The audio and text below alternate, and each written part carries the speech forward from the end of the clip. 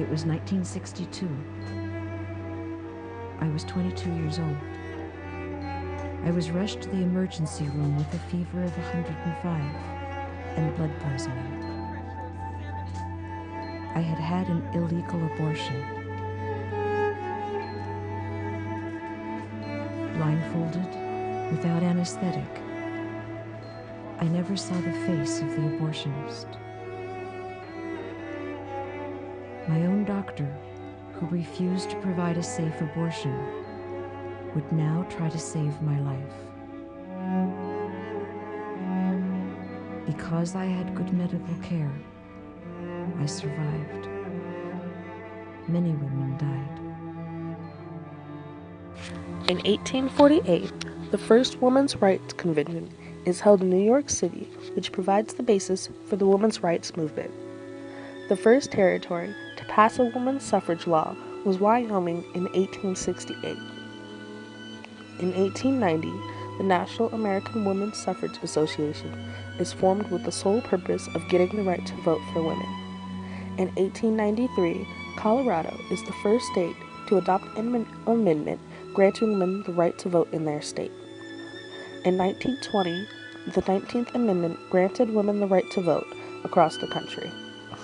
In 1921, Margaret Sanger founds the American Birth Control League, which evolves into the Planned Parenthood Federation of America in 1942. In 1936, birth control information is no longer labeled obscene. In 1960, the FDA approves birth control pills. In 1963, Congress passes the Equal Pay Act, stating that an employer must pay a woman and man the same amount for the same job. The Civil Rights Act was passed in 1964, which bans discrimination based on race or sex in employment.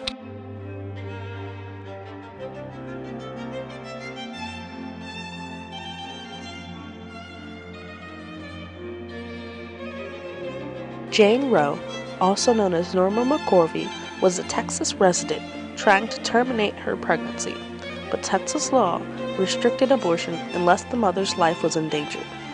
After taking the case all the way to the Supreme Court in 1972, they stated that a woman's right to abortion fell within the right to privacy, which was protected by the 9th and 14th Amendment. The laws of 46 states were ruled unconstitutional by the case. Since then, there have been more cases that tried to challenge the ruling and create loopholes for anti-abortion laws, but most have been unsuccessful. Abortion laws vary within the United States and countries around the world. Generally, there is a correlation with underdeveloped countries and stricter laws on abortion. In the Netherlands, abortion is legal up until the 21st week of pregnancy, but in Australia, abortion is completely illegal unless to save the mother's life. In the U.S., the level of restriction varies by state. Some of these restrictions are notification and/or approval of a woman's spouse, only allowing abortions before a specific week, and counseling and a mental evaluation of the woman. 21 states have laws that make abortion as illegal as possible without being ruled unconstitutional. These laws prevent most pregnant women from having an abortion. Of the 6.4 million pregnancies in America in 2005, half of them were unplanned, and slightly more than 1 in 5 of those ended in abortion. Half of the women who have an abortion are under 25, and another 60% of the women are not married. In 1973, the first year that abortion was legal, there were 744,000 abortions, and in 2003, 30 years after abortion was legalized, there were 1.25 million abortions. There are more than 1,700 abortion providers in the U.S. in 2005. 24% of women in metropolitan areas had no abortion provider in the county, compared to 92% of women in non-metropolitan areas. There are many methods of abortion, but the procedure depends on the size of the unborn child and the stage of the pregnancy. Medical abortions means that a woman takes a pill which makes her abort the baby. The surgical abortions means that a doctor will physically pull the baby out of the woman. In the first trimester, 3 methods of abortion are used: methotrexate and misoprostol, or MTX, mifepristone and misoprostol, which is also referred to as RU486, the abortion pill, and mifeprex, and surgical aspiration. Surgical abortion is the only type of abortion used in the second and third trimester of pregnancy. Dilation and curettage, or D&C, is used in the second term. Dilation and evacuation, or D&E, is used to terminate a pregnancy in the third trimester. Induction abortion is a rarely performed procedure for late-term abortions. The membrane has now been punctured and the fluid has escaped. One no longer sees that large reservoir of fluid surrounding the child. But once the fluid has been drained off, the suction tip has now been firmly clamped to the child's body, and the child is being pulled in a downward direction by the abortionist's suction tip with the negative pressure applied to it, and the body is now being torn systematically from the head. The head of the child being in this direction here. I am now outlining the child's head. The lower extremities have already been lost, and we see the suction tip flashing from time to time in the screen as a typhoon-like series of echoes, and the child is being tugged back and forth as the suction tip has now been applied to the body, and the abortionist is exerting his traction on the child in this manner. The child's head is still discernible here. The body is no longer discernible. It has now Medical issues associated with abortion vary from illness to death.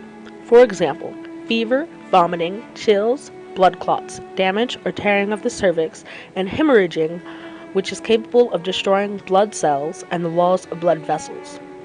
Other medical risks from abortion would be puncturing of the uterus, which causes uncontrollable bleeding and even death. Anesthesia reaction, which is absence of sensation due to physiological processes, as in conversion disorder. Post-abortion syndrome, which is similar to post-traumatic stress disorder, and the most common side effect is the reduced chance for the woman to have another baby. Pro-lifers are people who oppose abortion. For most pro-lifers, abortion is wrong in every case, even if the woman's life is in danger. The majority of the people for pro-life base their reasons on their religion. Christians believe life is sacred and that we all have a soul which will live on after death. Christians also believe that God is the only one who should decide who should live and die. The Lord brings death and makes alive. He brings down to the grave and rises up. 1 Samuel 2:6. The Bible does not clearly indicate the matter of abortion, so Christians usually use one of the 10 Commandments, "Thou shalt not kill," to justify their position on the subject. People who call themselves pro-choice support abortion. Pro-choice says that a woman should be able to choose if and when she will be pregnant. Doctors and scientists disagree when life actually begins. Individuals claim anywhere from conception to the moment of birth. It can be difficult for supporters of abortion to combat the accusation that abortion kills babies, but most claim that only after birth does a baby have life. Anytime before then, they are fetuses. Raising a family is a difficult process and is a decision that a woman and man is stuck with for the rest of his or her life. So pro-choice believe that a woman should have the choice when to start her family. After a woman becomes pregnant, she must consider all of her options, and none of them are easy. Abortion is not a decision a woman and her partner talk about lightly, but neither is adoption or parenting. Abortion is still a very controversial issue that has no easy solution that will please everyone, but as long as Roe v. Wade is not overturned, women are free to choose whether or not to terminate a pregnancy.